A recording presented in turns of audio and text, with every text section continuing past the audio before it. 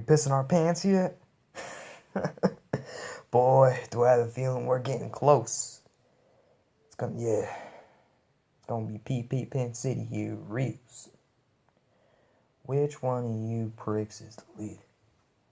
Hey guys, this is Redist, and I'm here to give my review on The Walking Dead Season 6, Episode 4, Service. And I gotta say, this was a hard episode for me to watch. You know, I love Negan in the comic books. In fact, my third compendium just came in.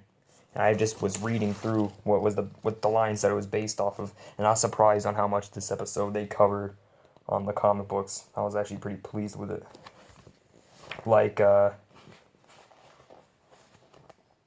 a line, like right when he shows up, they were doing it like page for page out of the comics. Like, the little pig, let me in. And then Spencer just ends up saying, who are you? And I was quoting it the entire time. I was pleased in the intro of the episode, and he was like, you better be fucking joking.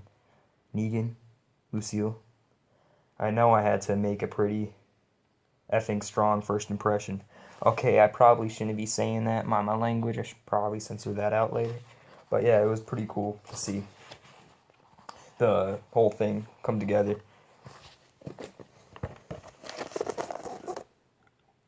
And it was a pretty good episode, but they made them punish. Okay, that whole thing when he shows up was just 5 minutes of the comic book, but it was like an entire episode of that incident, which I guess I kind of didn't mind because they did do a whole lot worse than what they did in the comics to Negan and his men.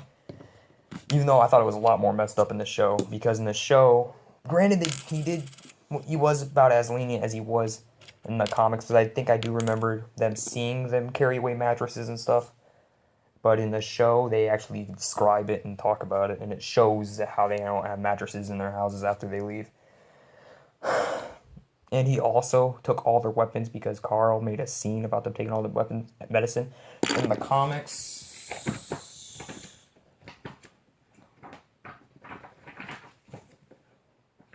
that is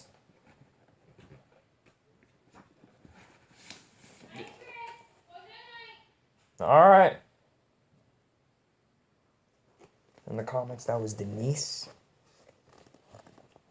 In the show, it was Carl.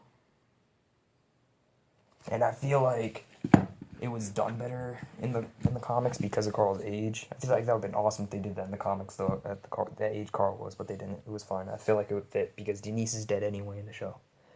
But the way Negan gets mad because he realized on how many guns they have and how unloyal they were, that he took all their guns. Now they're like defenseless. There was even some hidden that they could have that they could have kept away from Negan, but Negan's men looked at Olivia's inventory, and they noticed how she was missing 2 guns that Spencer actually hid in his house, and so they were gonna threaten to kill Olivia if they didn't turn in the guns. So Rick found them and turned them in. And so that happened, and that didn't happen in the comics. He let them keep their guns. And also what was expanded upon in the show, this episode, was Daryl. Daryl wasn't involved in that incident. He actually brought Daryl in there. And I feel like this is pretty much turning into Game of Thrones. Negan is pretty much Ramsay Snow of The Walking Dead. And I'm afraid to say, but Daryl's pretty much Reek. The way he was looking down, doing whatever Negan told him to do, just looking down the entire time, yeah. Reek. I feel like Daryl got flayed. He probably didn't, and I'm joking. But, yeah, that wasn't in the comics, and I feel like that was also a good addition to the show. Lastly, well, not lastly, but also I want to mention that wrote Dwight. Oh my god, they made you feel bad for him last episode, but screw that. Oh my god, this episode they want you to want him dead, because he was just harassing Rosita the entire time, taking her everything she had, taking her hat, and then making her go off with Spencer to get Daryl's bike.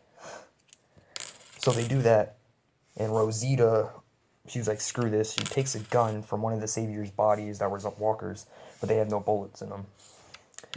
And she's keeping that gun a secret. That's the only gun that they have in the entire freaking Alexandria now. And but it has no ammo in it, which I'm going to get back to later. And so, after that, when they go back, Spencer gets mad at Rick after the Saviors leave and everything, saying that they should have made a deal with him when they should, and that Abraham and Glenn wouldn't be dead because of him, and Rick threatens to break Spencer's jaw if he didn't shut up, and to make him apologize. And I don't think he really meant it, because he knows that Deanna made him promise to take care of Spencer, so I don't think he would have actually done it. And also, I want to mention that when they gave back the bike to Dwight said, "You can have it, as long as you say it." And Daryl didn't. And when he's meaning saying, "I am Negan." Same thing of how Negan would have let Daryl stay if he said, "I am Negan." Of course he didn't, and so then he just took off with the Saviors after they left, and they took everything. Like, I don't know how the group's going to manage next time he comes by. They're going to have to go scavenging, seriously. I don't know, but Rick might be praying to God on the fact that Heath and Tara might be... He's probably thinking, okay, I hope to God Heath and Tara are alive to come back with the supplies. And the other thing, Tara does not know yet. I'm curious to see how she's going to react. She doesn't know that her girlfriend and her two best friends are dead. Because she doesn't know that she wasn't there when Denise died. She wasn't there when Glenn and Abraham died. She's not aware of that yet. Whew, wow. They're probably going to go into that like around episode 6, I think. But I'll get into my predictions later. Lastly, I feel like I want to talk about...